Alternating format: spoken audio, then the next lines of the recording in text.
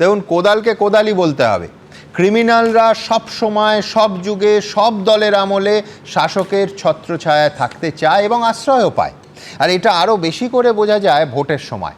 দশকের পর দশক ধরে এই শাসক আশ্রিত সমাজবিরোধীদের দৌরাত্ম্যের বিরুদ্ধে আন্দোলন করেছেন মমতা বন্দ্যোপাধ্যায়। এখন প্রশ্ন হলো, তাঁর নেতৃত্বে চলা 15 বছরের সরকারের আমলে কি অন্য কিছু হচ্ছে? আমার পরের বক্তা কৌস্তব কি মানবে যে ওই বোমা পিস্তল হাতে লোকগুলো যে কারণে বামফ্রন্টের পাশে থাকতো সেই একই কারণে তৃণমূলের পাশে থাকে? আর রাজনীতিবিদরা এই খুনিদের পুলিশ প্রোটেকশন যোগায় ঠিক যে কারণে পুলিশের রুট মার্চের সময় ময়ূককে দুষ্কৃতীদের হাতে আক্রান্ত হতে হয়। কৌস্তব, আমার নরক গুলজারের কথা মনে পড়ছে, মনোজ মিত্রের সে নাটক। ছোটবেলা আমরা অনেকেই অভিনয় করেছি। কথা বলো না, কেউ শব্দ করো না, চুবাই মন্ত্রী নিদ্রা গিয়েছেন, গোলযোগ সইতে পারে না, চুটমালি ইট সাপ্লাইয়ের মন্ত্রী। যাই হোক, এখন তো প্রথমবার না সুমন না, আমি শুধু এবিপি যদি ধরি তাহলে অরিত্রিক, সল্টলেক, প্রকাশদা, Hindol, Mayukh and the legacy continues. শুধু এবিপি না, অনেক সাংবাদিকরা এই সময় তৃণমূলের হাতে আক্রান্ত হয়েছে। আমি বলছি চুবাইয়ের দাপট। আমি বলছি বালি, বেলুর, ভোটবাগান, ঘুষুরি, বাধাঘাট, শালকিয়া, বামুনগাছি, পিলখানা, ঘাসবাগান। হাওড়ার মানুষ শেষবার পৌরসভার ভোট কবে দিয়েছে সুমনদা? 1 দশক হয়ে গেল তো। কোনো সময় বালি ঢুকে যাচ্ছে কর্পোরেশনের সাথে, কোনো সময় বালি বেরিয়ে যাচ্ছে কর্পোরেশনের সাথে।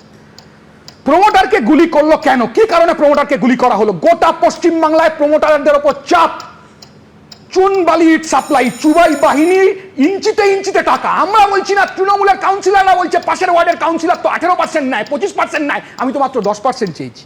আনফর্চুনেট। সৌগত রায় বলছেন থ্যাংক ইউ জেঠু, আমি ওনার নাম দিয়েছি, সারদায় মাল নিয়ে একমাত্র থ্যাংক ইউ বলেছিলেন। সৌগত রায় আবার ভাষণ দিয়েছেন, উনি নিজে জয়ন্ত সিংদের নিয়ে নির্বাচনী বৈতরণী পার হন। সৌগত লোকসভা এলাকায় একাধিক তৃণমূলের নেতা খুন হয়েছে, যেমন সোদপুরের অনুপম, আমি মনে করে দিচ্ছি, তুমি চালাও।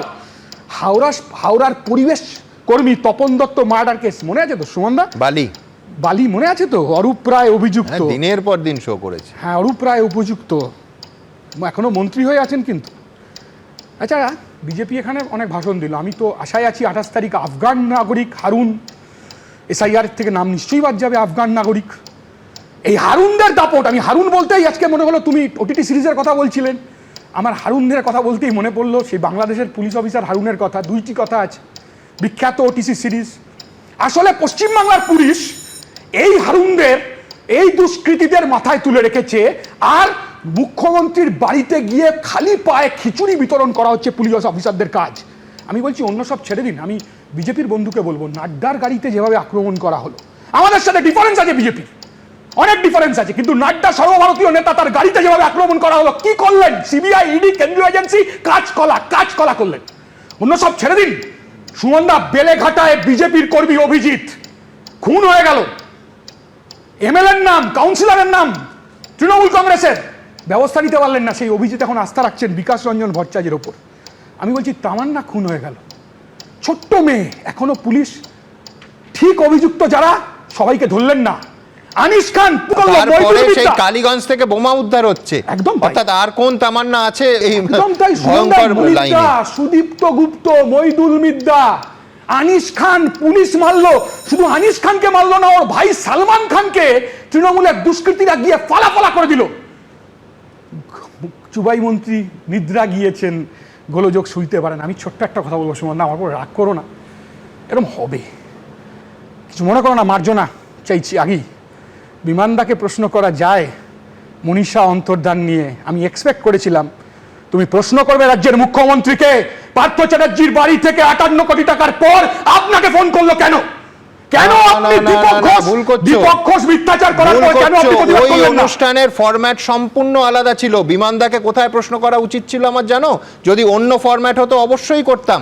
বিমানদা যখন বললেন কলকাতার হাইকোর্টের অমিতাভ লালা, এই মুহূর্তে তিনি মারা গেছেন, বিচারপতি, তার বাড়িতে তো সিউড়িতে ছিল, সিউড়ি বাজারের সামনে, আমি বিক্ষোভ করাইনি, যেন দয়া করছেন।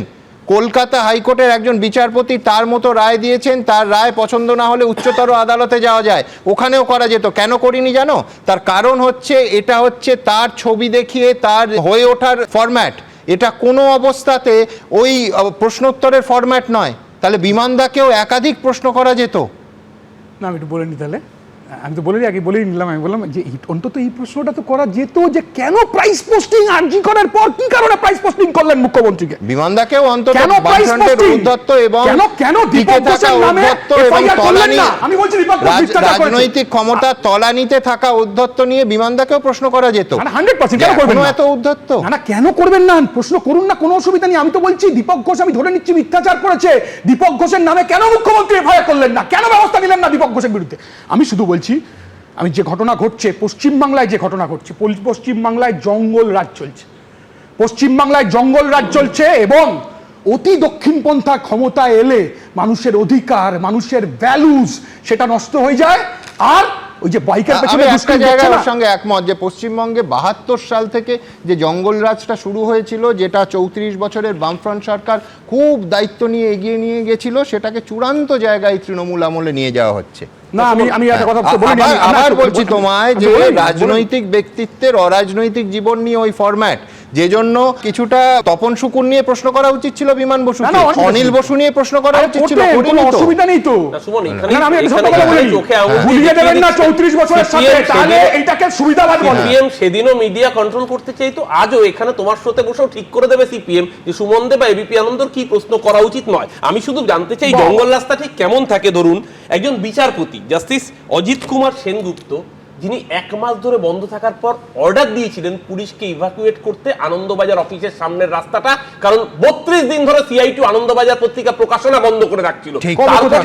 কিন্তু পাশাপাশি এই লাইনে যোগ করো যে তৃণমূল সরকার আসার পর লাইব্রেরিতে এবং সমস্ত সরকারি জায়গায় আনন্দবাজার পত্রিকা ঢোকা বন্ধ করেছিল তৃণমূল কংগ্রেসের মমতা বন্দ্যোপাধ্যায়ের নেতৃত্বাধীন সরকার। আমি বলিনি পত্রিকা ছাপানো তো বন্ধ করেনি। ও দয়া করেছো? দয়া করিনি, পত্রিকা এখনো রয়েছে। যারা সোর্স থেকে বন্ধ করে দিয়েছিল, যারা আজকে গলাবাজি করছেন, এই জঙ্গল রাজ ইত্যাদি বলছেন, তাদের সময় কি আরে গলাবাজি গুলি করে প্রমোটার মারছো, গুলি করে প্রমোটার মারছো, ময়ূরকে মেরেছো, আরে ভাই তুমি গুলি করে প্রকাশকে মেরেছো, প্রকাশকে মেরেছো, হিন্দলকে মেরেছো, অরিত্রিককে মেরেছো, একই কথা বলেছো, বিজেপি কথা বলার জন্য। দ্বিতীয়ত আমি সুমন একটা एग्जांपल দিই, বিজেপিকে সেট করানোর কথা বলার সময় বিজেপিকে ডাকছো কেন? মতিউর রহমানকে কে নিয়েছে? কি করতে নিয়েছো? সেটিংটা কোথায় আছে? গোটা পশ্চিমবঙ্গে দেখতে পাচ্ছি। একা করে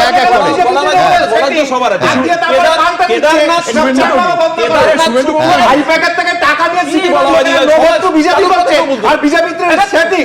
কেদারনাথ ছেলে তার বিরুদ্ধে স্টোরি করায় 14 জন সাংবাদিককে সারা রাত লকআপে নগ্ন করে পেটালো কে? মধ্যপ্রদেশের পুলিশ। এরা বড় বড় সাংবাদিক মালায়ালাম কথাই বলি, বলছো তো আপনি যে কথা বলছো করতে গেছে যে তোমরা কংগ্রেসের মধ্যে ছিল, যারা কংগ্রেসের কর্মকর্তা দল নিবন্ধন করে আমরা দিয়েছে, তারা বড় বড় কথা বলে। আমি বলছি এরপরই দেখুন পুরো বিতর্কটা মুক্ত হাওয়া মুক্ত মনে চলে যাবে। আমি বলছি মধ্যপ্রদেশের ঘটনা তো ভয়ঙ্কর, কিন্তু এ রাজ্যে কার্টুন ফরওয়ার্ড করে, একেও নয়, কার্টুন ফরওয়ার্ড করে অধ্যাপকের মাঝরাতে তাকে মেরে জেলে পোড়া হয়েছে। এবিপি আনন্দ, এগিয়ে থাকে, এগিয়ে রাখে।